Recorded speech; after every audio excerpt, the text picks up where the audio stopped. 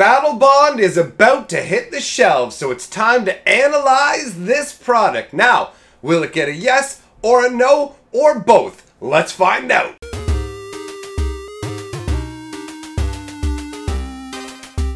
Greetings, owners of fine luxury cardboard rectangles, and welcome to my product analysis for the upcoming set Battlebond that will be releasing shortly. This is the current year's draft offering, okay? This set is built around two-headed giants specifically. The packs feature 2 card combinations. Every single pack will have 2 cards that are partnered up, they're paired up, and you can tutor for the other one using one or the other. So it's an interesting kind of concept. They've reconfigured the packs in a way where you're guaranteed to get them, so that is of note. The booster packs are those crazy funky sideways ones that they use to indicate that it is a draft set, the same way they did with Unstable and Conspiracy before it. So in terms of whether this is something you want to be purchasing or not, that actually depends. This is a yes and no product. Dominaria before it was 100% across the board. Get out there and get it. This one is definitely more conditional. There's some factors that you have to bear in mind about whether you want to buy this one. Now, there are obviously people who just like to buy sets based on like how much money can I get out of this, and there are other people who care more about play value and things like that. So I'm going to talk first about the actual set devoid of the financial value. So we're just going to talk about the set itself and whether it's worth getting regardless of any kind of money involved, okay? So the set itself has an interesting concept behind it. I personally am not a big two-headed giant player, but I like the fact that Wizards of the Coast is willing to make products that cater to different markets. So if you're a two-headed giant player or a commander player, you're probably going to find a lot of cards in Battlebond that you like. The set is comprised of about, I think it's 80-ish, roughly about 80-ish new cards. I think 85 might be the actual amount. But anyways, new cards designed specifically for Battlebond, and the rest are reprints. The concept behind the set, like thematically, is that it's a gigantic Coliseum-style event where these crazy epic level pair like planeswalkers and things like that come from different parts of the world to compete in gigantic arena Coliseum battles. And when the set was originally talked about, they talked about having a sports and esports theme, and I will admit the esports theme kind of turned me off. But once I've seen what they've done with it and just see that it's basically like gladiatorial combat, but they've given some of the characters like an 80s kind of like punk vibe with like, you know, like studded leather, dyed hair kind of thing. I don't know if they have studded leather, but it gives that feel, that 80s kind of like punk feel combined with like the Coliseum of Death, where you can have planeswalkers coming and battling, you can have angel and demon pairings battling off, which is really cool. It's just conceptually, the idea behind it turned out to be really neat. And in terms of the reprints, there are a lot of useful reprints. They didn't shove like tons and tons of garbage reprints. When you look at the rares, there are very few cards in the set actually when it comes to the rares, mythics, things like that I looked at and went, eh. I mean, there are commons and uncommons in the set that aren't particularly interesting to me and are clearly just put in there for draft, but they don't offend me. This doesn't come across the same way as some of the master sets did, where they said we made these changes for draft, but it really came across as we're trying to give you as little value as possible and extract as much money as possible. So we need to speak to that fact. Battlebond is a set that's being released at regular MSRP, so we're talking, depending on where you are, like here in Canada, the regular MSRP for a booster pack is $4, okay? So that's how that works. It's not going to be these like $15 booster packs, and it's not insane Masters level pricing. Regular level pricing, it has a lot of reprints, a lot of nice reprints in it. So in terms of like flavor and getting cards that are worth it, should you grab a box? I give this a yes. I recommend go out and pick yourself up a box. In terms of card quality itself,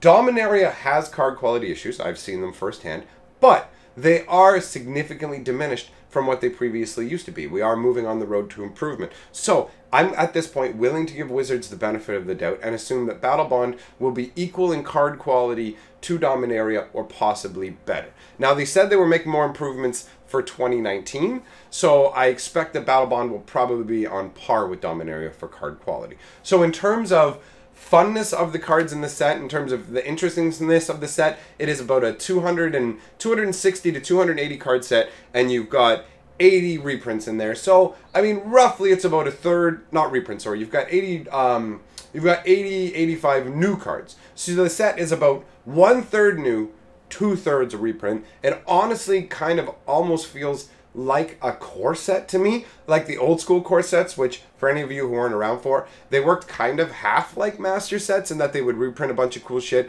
but they didn't go super over the top, because I mean there are people running around going, Battlebond is the new master set, and it's like, no, it's really not. It's just you haven't seen a decent set like this with a bunch of like nice reprints in it, so you're getting confused. Battlebond seems like, from the like the design standpoint and everything, seems like a perfectly acceptable and enjoyable product. So I'll be picking some up. I say go out and get it. Now, turning to the financials, that's where it gets a little less if you're just in it for the money. When we're talking about singles prices, the breakdown goes like this. You've got, here's the numbers we're going to use. We're using Canadian pricing. We're using $4 a booster pack as the break-even point. Okay? Well, knocking boxes down over here. All right, so at the break-even point of $4, you have 31 mythics and rares, a combination of those, that all are above that break-even point. They're all $5 or above, which is crazy. But the prices on these, hold on, I need a little sip of my lemonade here. I got it's too hot for the tea, guys, so we got some lemonade this time. All right. Delicious and sugary. Okay. So, Battlebond has some real singles pricing issues. They're overpriced. The prices that we're seeing right now are literally unsustainable. Like, almost half the things you're going to pull out of packs are going to be like, oh, here we go, this is worth more than the price of the pack. And when you include the break-even cards as well, it gets worse. So these numbers, they can't hold, right? Anytime you have insane singles prices like this, people will just keep buying boxes until the single prices just start to plummet. And you saw that with Dominaria. You can see cards like the Moxes and stuff just, you know what I mean? Like, there's certain cards that jump up. That's always how it goes. But overall, the majority of stuff goes down, and the spikes in those prices and things like Teferi are because specifically it's rocking standard right now. Now, Battlebond